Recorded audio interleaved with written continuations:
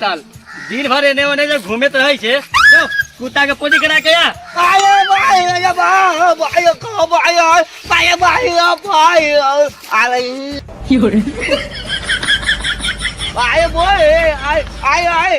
कामो न करत रही कोरोना गहुम कटबी छे जो कुत्ता के पोटी करा के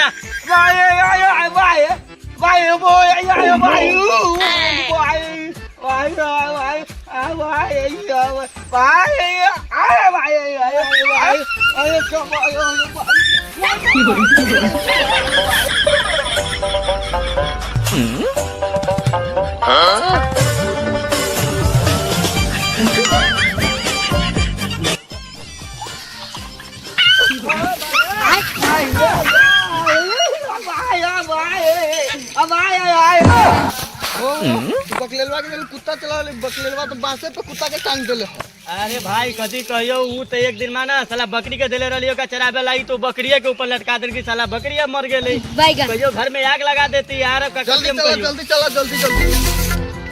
ए साला बैठल कुत्ता कहां है गर्मी में सबके गर्मी से गार फटी जिया तोरा ठंडा लगी